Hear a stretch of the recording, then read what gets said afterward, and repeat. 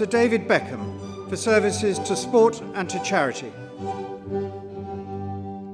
I wouldn't say it's relief, I would just say it's pride. I think people know how patriotic I am. I think people know how much I love my country.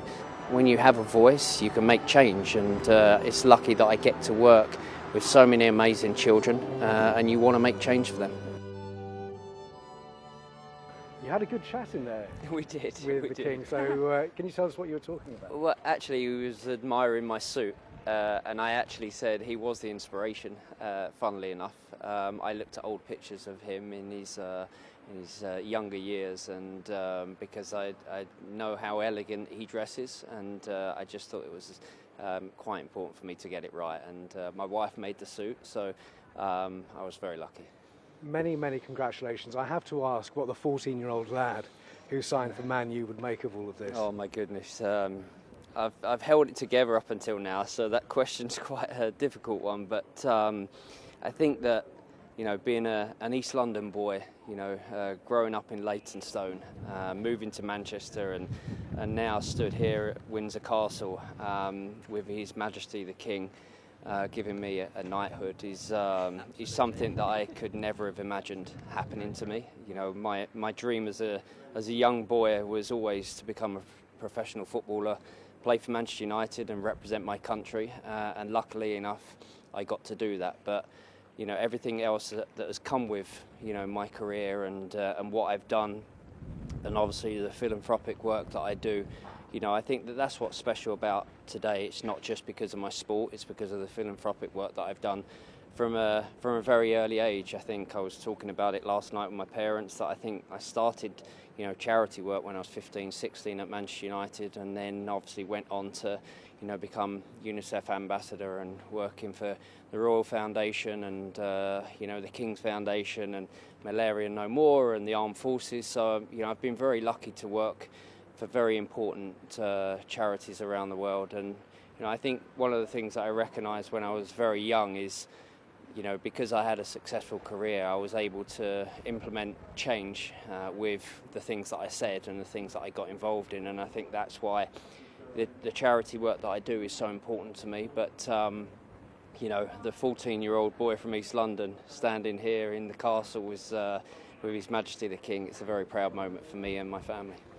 You grew up in a family that adored the royal family. Yeah. So how special for you to have your parents here as well today? Like, I think that obviously, you know, when I was last honoured for my OBE, I brought my grandparents, and that was very special because the royal family have played a huge role in our family over the years, and we know how important our royal family is. And you know, it's the most important institution in the world and the most respected institution in the world. So to be stood here today, being honoured as an East End boy, you know, and to have done what I've done and be able to work, you know, with the charities that I've worked with and played with the teams that I've played with and the players that I've played with and the managers that I've played under. And I also want to thank the British people as well, because, you know, with their support over the years, it's been it's one of the reasons why I'm here today. So it's a big moment. And you've been a role model, particularly for young men, for a very long time. But does this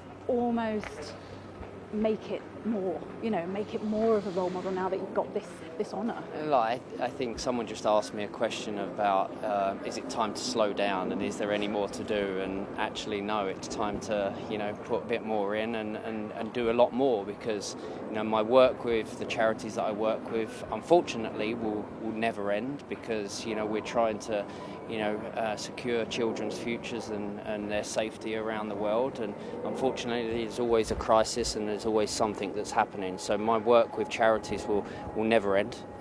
And with everything else, you know, I think there's a responsibility that comes with, you know, being honoured and becoming a Sir.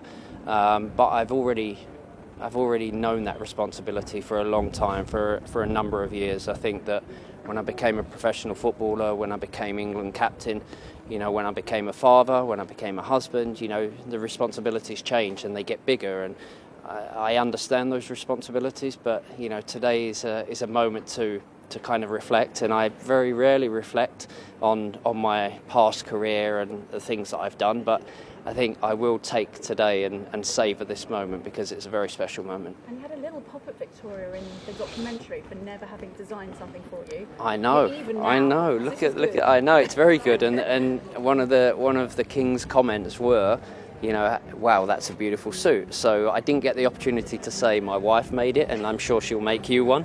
But I will at some point.